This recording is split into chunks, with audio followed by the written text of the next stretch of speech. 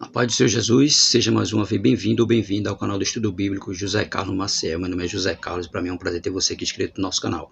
Quero agradecer aqui ao companheiro Douglas, lá de Itamaracá, que se inscreveu recentemente. Agradecer a você do canal MA Criações, dizer muito obrigado por ter se inscrito no nosso canal.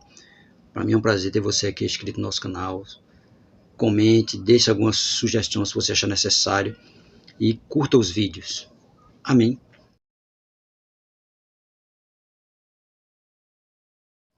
Hoje nosso breve estudo vai ser sobre as 10 pragas do Egito e seus deuses. Primeira praga, águas transformadas em sangue. Êxodo capítulo 7, versículo 14 ao 25. Foi um golpe contra o deus Rap.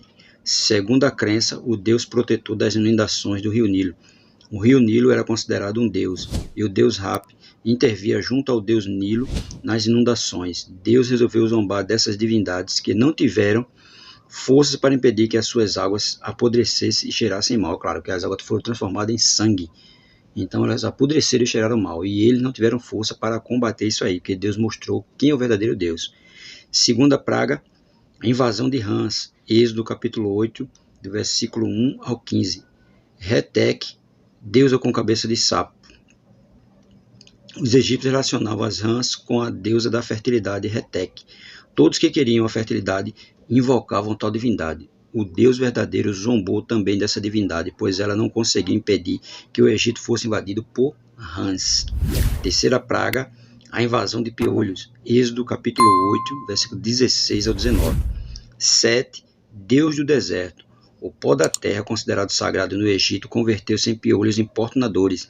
Os sacerdotes egípcios não podiam entrar no templo se tivesse piolho, pois era uma abominação ao ministrarem nos lugares sagrados. Veja, era proibido de entrar no lugar sagrado se tivesse piolhos.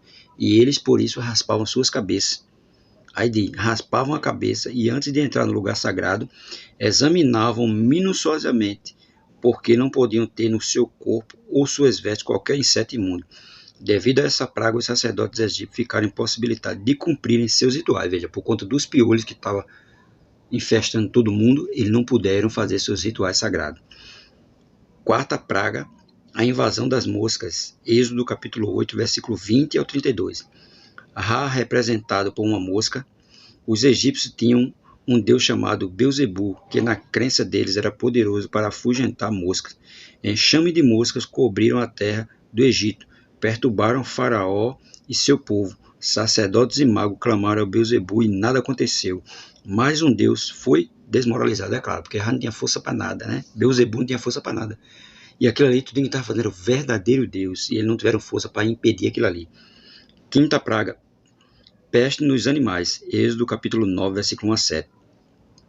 Foi um golpe contra o deus Ator, ou Amon, o deus adorado em todo o Egito. Tinha a forma de um carneiro, animal sagrado. No Baixo Egito, Amon era adorado em forma de um touro, ou bode, deus protetor dos rebanhos do Egito. Como se pode notar, tal divindade foi incapaz de proteger o rebanho egípcio, é claro, porque todo o rebanho morreu. E esse deus não teve, o deus Ator, ou deus Amon, não teve condições de salvar os animais.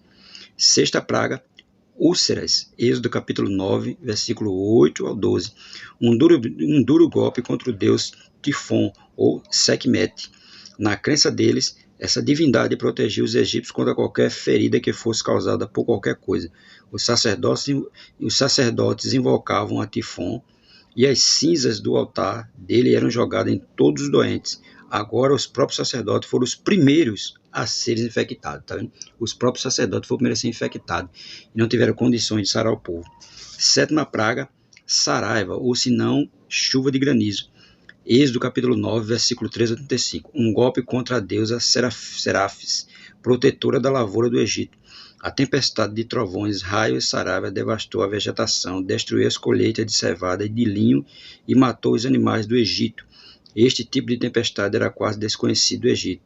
O termo trovão em hebraico significa literalmente vozes de Deus. E aqui insinua que Deus falava em juízo contra aquela nação pagã e contra seu panteão de Deus. Veja que não teve Deus do Egito nenhum que pudesse resolver o problema, né? Deus saiu envergonhando a todos.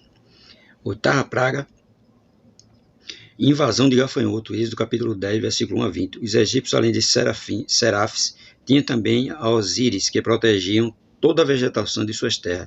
A praga de gafanhoto trazida por um vento oriental, consumiu a vegetação que havia sobrado da tempestade de Saraiva. Osíris e Serafes, deuses das colheitas, foram impotentes para proteger o Egito dos gafanhotos. Veja, duas deuses, Osíris e Serafes, mas nenhum dos dois teve capacidade nem força para proteger eles, a colheita deles, dos gafanhotos. Nona praga, trevas, Êxodo capítulo 10, versículo 21 a 29. As trevas encobriram o Egito inteiro, exceto a terra de Gósen, onde Israel habitava. As trevas foram totais e absolutas.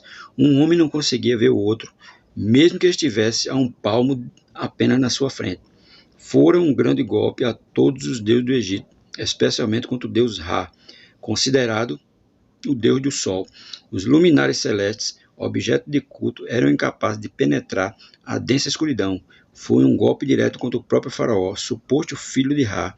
Faraó era chamado de o filho do sol, mas esse chamado filho do sol não teve forças, porque as trevas cobriu o Egito de um jeito que quem tivesse a um palmo de distância do outro não conseguia ver. 10ª praga, a morte dos primogênitos. Êxodo capítulo 11, versículo 1 a 12 e versículo 36. O Egito estava completamente arruinado. Êxodo 10 versículo 7. Agora, passado alguns meses desde a primeira praga, vem o cumprimento da lei da semeadura. Os egípcios tinham matado as crianças dos judeus. Agora eles mesmos colhiam o fruto da sua semeadura. A morte sobreveio à meia-noite. Todo primogênito morreu dos egípcios, todos eles, até os dos animais. Não sobrou ninguém. Da mesma forma que ele fez com os primogênitos dos judeus, mesma coisa aconteceu com ele.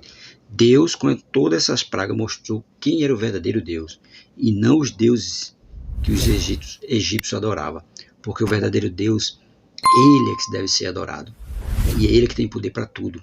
Para curar, para salvar, para transformar. Tudo o poder do verdadeiro Deus. Todo o poder, Jesus disse mesmo, foi dado a ele no céu e na terra. E só ele é que tem o poder. Amém?